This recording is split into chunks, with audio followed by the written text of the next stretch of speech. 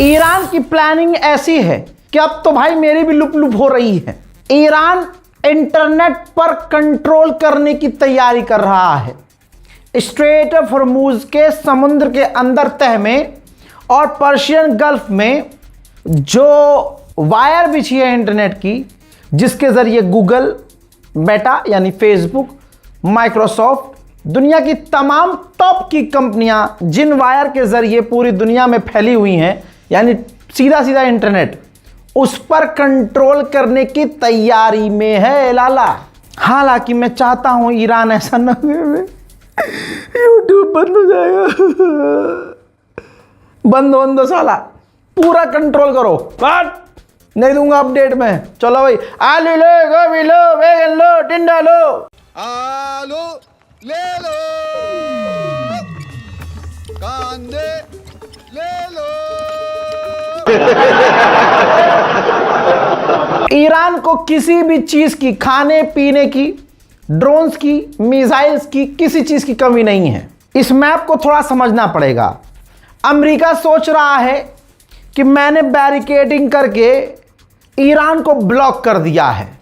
किसी के दिमाग में गलतफहमी हो कि ईरान को नुकसान हो रहा है, तो आओ मैं बताता हूं कि नुकसान किसका हो रहा है। ये मैप देखिए, ये हम जहां एरो चला रहे हैं ये समुद्र है। कौन सा? कैस्पियन सी। ये कैस्पियन सी है। रूल ये है कि कजाकिस्तान, रशिया और ईरान की फौज, तुर्कमेनिस्तान की फौज बस यहां हो सकती है। अमेरिका किसी भी हालत में यहां नहीं हो सकता। दुनिया का कोई और देश यहां नहीं हो सकता।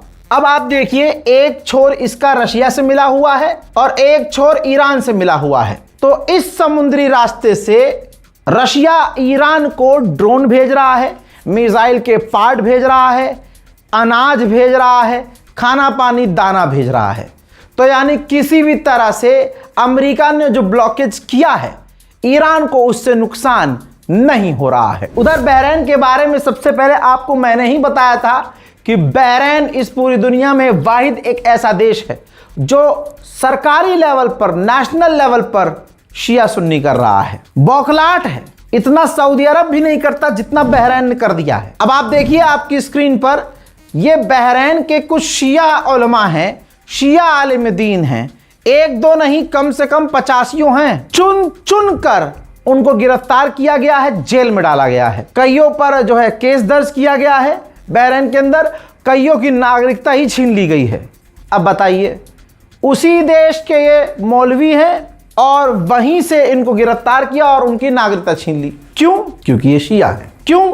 क्योंकि ये ईरान को सपोर्ट करते हैं। अरे भाई, बात यहां तो ईरान की थी नहीं।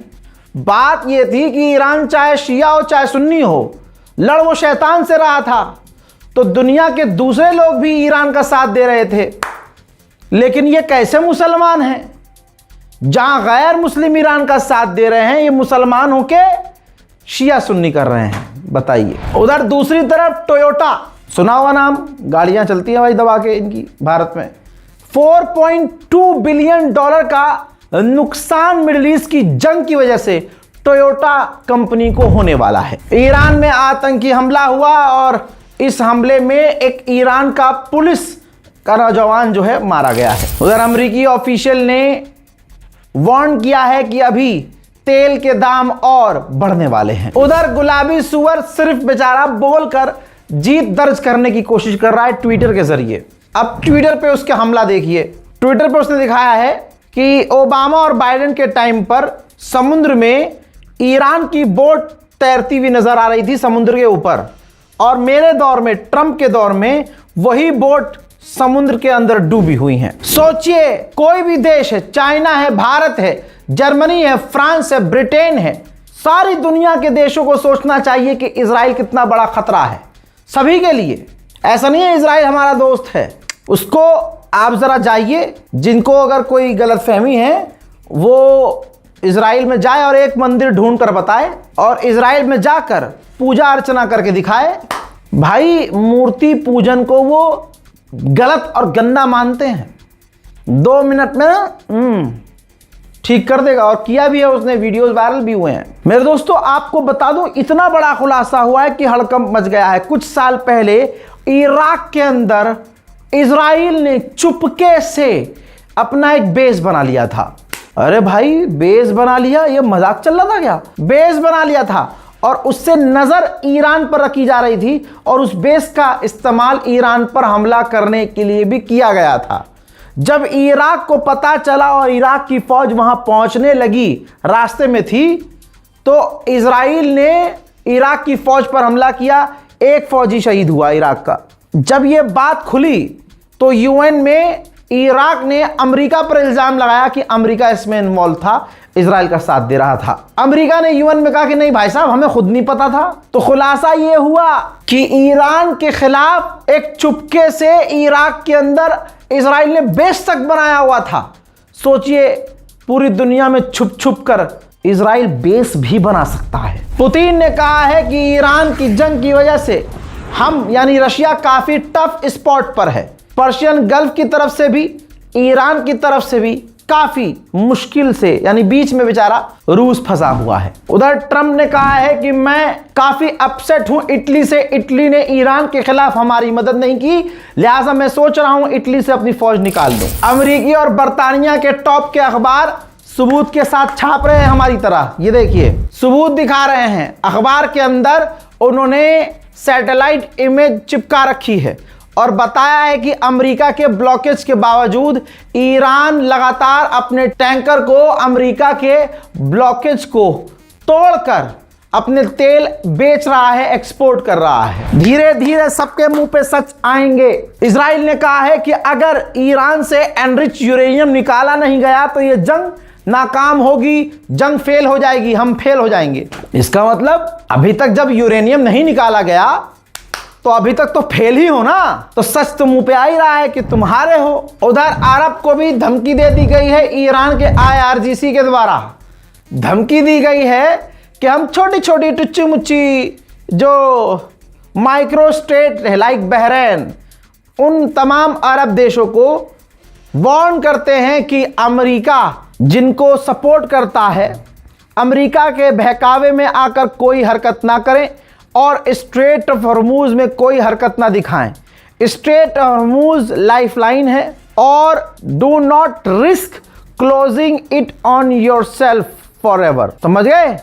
यानी खुली धमकी है अरबों को कि हर मामले में पीछे रहना, स्ट्रेट ऑफ हॉर्मूज हो या अपनी जमीन को ईरान के खिलाफ इस्तेमाल होने देने से अपने आप को रोकना, वरना नुकसान उठाओगे। अमेरिका ने चाइनीज सैटेलाइट कंपनी पर पाबंदी लगाई है, जो कंपनी ईरान की मदद कर रही थी। हजरात, पाकिस्तान पर मेहरबान तो भैया ईरान है। जैसे मजे लूट रहा है पाकिस्तान, वैसे मजे हमारे हो सकते थे हिंदुस्तान के, लेकिन हमारे मोदी जी मोदड़ी वालों को खुश करने के लिए मुसलमानों से नफरत दिखाई, करी और करवाई। रिजल्ट ये रहा कि मजे लूट लिया पाकिस्तान। कतर से LNG का एक टैंकर गुजरा स्ट्रेट ऑफ हॉर्मूज से, ईरान ने टच भी नहीं किया, क्योंकि वो जहाज LNG गैस लेकर पाकिस्तान जा रहा था। काश ऐसा होता कि हमारे मोदी के दिलों में, हमारी सरकार के दिलों में मुसलमानों के लिए नफरत कम होती, तो आज हमें मुसीबत का सामना नहीं करना पड़ता। लिख के ले लो, मोहम्मद रजा बता रहा है तुम्हें, रजाग्राफी पर बता रहा हूं, अपने चैनल पर बता रहा हूं।